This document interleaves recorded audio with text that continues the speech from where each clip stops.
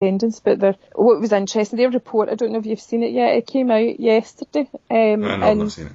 And there's a huge, the people who participated in that, there was a huge common theme of people being really disenchanted with political parties and the way that power operates within political parties and how it serves to exclude people from participating in the political process, and I think there's huge issues there in terms of stimulating proper democracy and the proper participation, and you can only get that way localism. It needs to be relevant to people where they live. And when you were in the Parliament, how did you find it in terms of, I spoke to Rosie Kane one time and she told me it was amazing how, this is going off track a bit, but she told me it was amazing how as soon as she got in the office, people like Coca-Cola were phoning him up, can you do this for her? Can you say this? And she said, do you not realise what party I'm from? But how did you find it being in part of that process? You said it's still quite aggressive and male dominated, and Margot MacDonald did a great point of order at First Minister's Questions last week. I don't know if you saw that. No, I didn't. She stood up and said, this First Minister's Questions is supposed to be for backbenchers to speak to the leaders of the parties, not for ritualistic abuse. Can we get back to it? I mean, how did you find being part of that kind of, what you said, male dominated? The First Minister's Question particularly was just a pantomime. It was just an absolute pantomime. It was a routine. It was just, I don't think anybody pays attention to it apart from the MSPs and the political media circles. It was just a farce. It was just a farce. I found it quite frustrating, the way that party politics operated, the whole whipping system in terms of, even though the Scottish Parliament was supposed to be better than Westminster, it still worked. Things were sewn up often between the two big parties, SNP and Labour, funnily enough.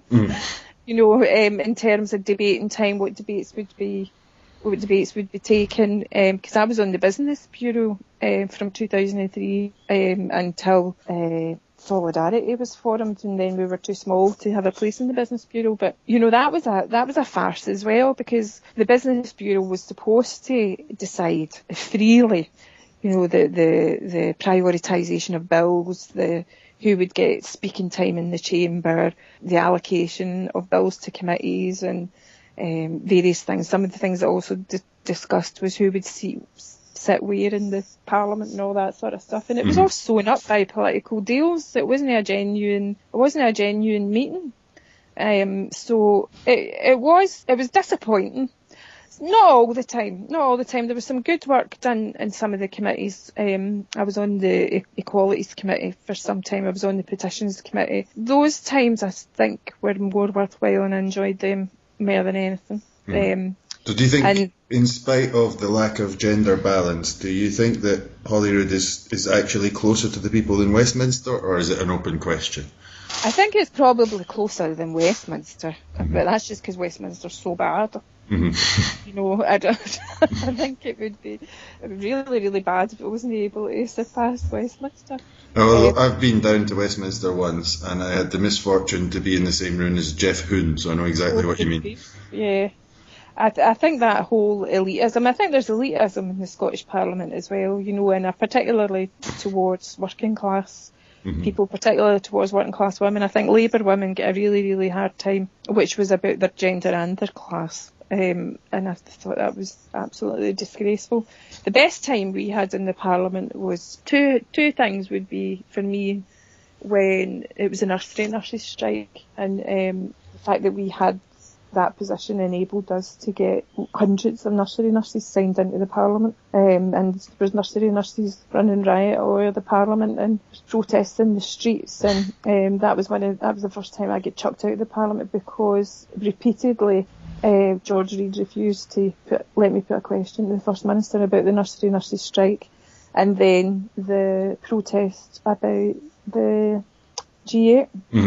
And looking back, I'm so glad that we upheld the principles in which we stood on. I can't speak for those not in the SSP anymore, but certainly my idea was that we were going to be kind of real people in the Parliament, and that we would make sure that real people would get a voice in the Parliament. And I think that to a large extent we managed to do that, and I think it's a much, much more staid, exclusive and boring place now. Yeah, well, some of the things that the SSP did there are still some of the most famous incidents that have ever happened there. So I think you achieved that to some extent.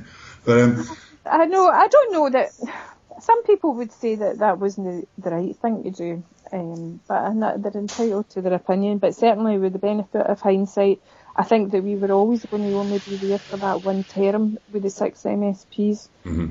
Given what happened later, we might have been able to hang on to one if it hadn't been for the whole Tommy Sheridan stuff and everything. Like when the Greens went down to 2, all other things being equal, maybe we would have been able to hang on to 1 or 2 at the same time. But I think that the big swing in favour of the SNP at the 2007 election would have seriously wiped us out anyway, you know. So I'm really, really, really glad that we acted in a principled way, you know, and didn't become stage-suited politicians while we were there. Okay. Speaking of stage-suited politicians, I don't know if you read Kate Higgins' article on Bella Caledonia, where she had to go at Patricia Ferguson. I might have read it. I've certainly seen her commenting about it when she was with reference particularly when she was on Scotland Tonight with Natalie McGarry. Yeah, I'll read you the quote and then you can tell us what you think if you want. She said, "I was astonished to hear Patricia Ferguson of Scottish Labour try to scare the women of Scotland into submission, trying to tell us all what and how to think." Can you explain what that was about? Or, you know? Yeah, well, my impression, I saw Patricia Ferguson on it, I thought she was extremely snooty and extremely presumptuous and did profess to speak on behalf of women, which is very unlike what Women for Independence are about. We are recognising that we don't speak for all women.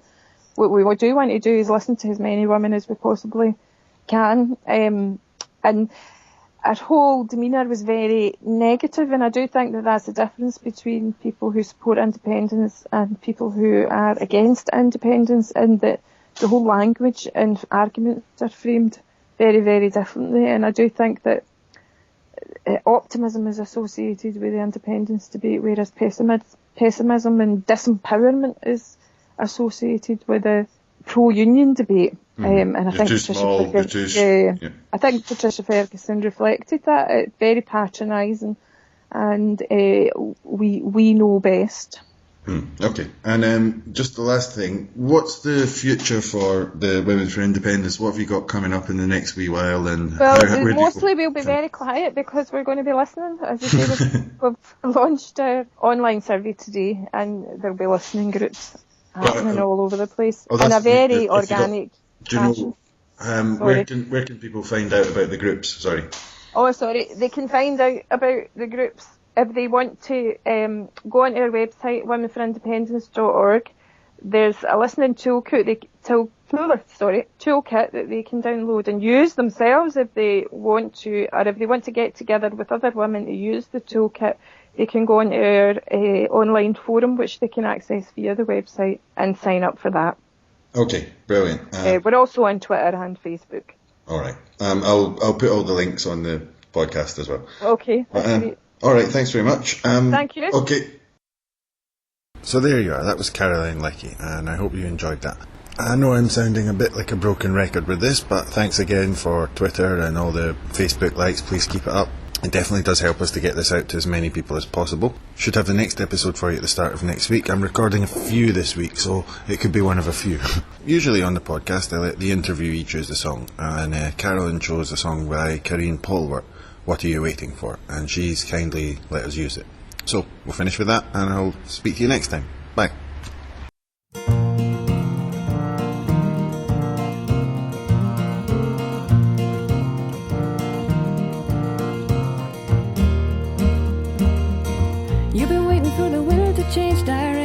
Waiting for the sun to shine. You've been waiting for a new connection, but you're walking on the same old line. You've been waiting so long, or can you wait a single minute more? You've been waiting so long, you just don't know what you are waiting for. You've been wishing for a gentle hand to guide you, for a heavenly sign. You've been wishing that a spark would burn inside you for a little bit more time. You've been wishing so hard, can you now wish for any more? You've been wishing so hard, you just don't know what you are wishing for.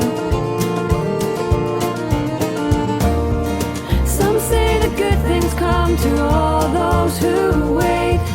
Then again, they might not come at all.